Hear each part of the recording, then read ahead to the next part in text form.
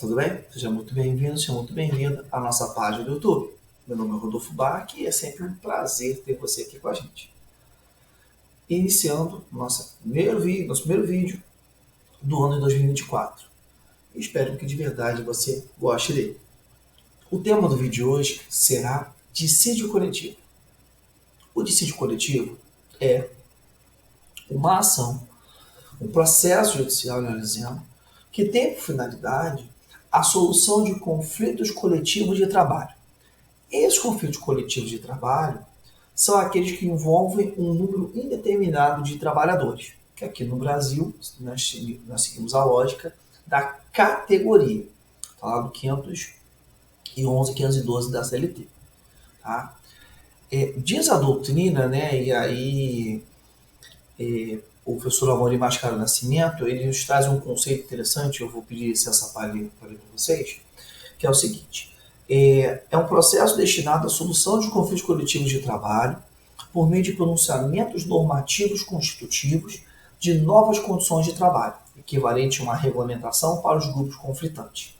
Assim, dissídios coletivos são relações jurídicas formais, geralmente da competência originária dos tribunais, destinados à elaboração de normas gerais.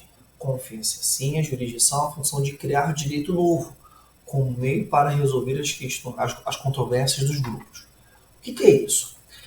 Nós temos o chamado poder normativo da justiça do trabalho. Então, o dissídio coletivo é exatamente essa face coletiva do direito do trabalho. O direito do trabalho tem uma face individual e uma face coletiva. Aqui a ideia é criar condições de trabalho, regras de trabalho, para uma determinada categoria, para um determinado grupo.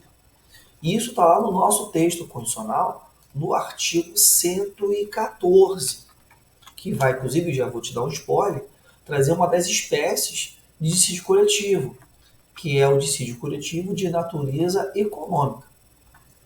Lá no 114, parágrafo 2º da Constituição, quando ele fala assim: recusando-se qualquer das partes a negociação coletiva ou arbitragem, é facultado às mesmas, de comum acordo, ajuizar dissídio coletivo de natureza econômica, podendo a Justiça do Trabalho decidir o conflito, respeitar as disposições mínimas legais de proteção ao trabalho, bem como as convencionadas anteriormente. Aqui é a possibilidade da Justiça do Trabalho criar normas, ou seja, criar normas para aquela categoria. Inclusive aqui a gente chama de dissídio coletivo de natureza originária. Tá? E, por falar nisso, vamos ver a classificação das espécies de dissídio coletivo. Essa classificação ela segue o que está no regimento interno do Tribunal Superior do Trabalho.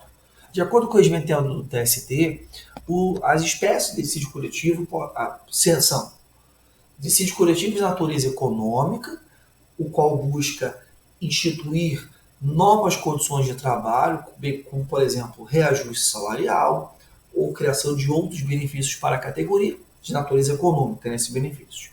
Natureza jurídica, ele visa, essa espécie de dissídio coletivo, a interpretação das normas já existentes, sejam elas oriundas de um dissídio coletivo anterior, já julgado, ou ainda através de convenção ou acordo coletivo, ou seja, há uma dúvida interpretativa, então vou propor dissídio coletivo de natureza jurídica. Já te adiantando, que entende o TST, interpretando a Constituição, que esse dissídio coletivo de natureza jurídica não depende do chamado comum acordo. O que é o comum acordo? É a ideia de que eu só posso submeter aquele dissídio coletivo caso as partes cheguem à conclusão de que não conseguirão negociar, esgotar a negociação, viabilizando a criação daquela norma jurídica. Ou seja, isso é o que vale, inclusive é o que vale para o dissídio coletivo de natureza econômica. Ou seja, no dissídio coletivo de natureza econômica, eu tento esgotar a negociação até que chega um momento e fala: olha, não tem como. Então acaba a negociação, acaba a tentativa de negociação, e aí se propõe a ação judicial do dissídio coletivo. Já o dissídio coletivo de natureza jurídica, não há necessidade desse comum acordo. Dissídio coletivo de greve, o qual terá por papel primordial a análise da abusividade ou não de um movimento de greve. Após a análise dessa validade do movimento grevista, vamos ter um segundo momento, que será a análise da pauta de reivindicações. O dissídio coletivo de greve é interessante porque são dois julgamentos dentro dele. O primeiro é: olha, a greve é abusiva ou não? Se a greve é abusiva, porque não atendeu, por exemplo, aos requisitos lá da lei de greve, lei 7783 de 89, então se determina o retorno imediato daqueles trabalhadores.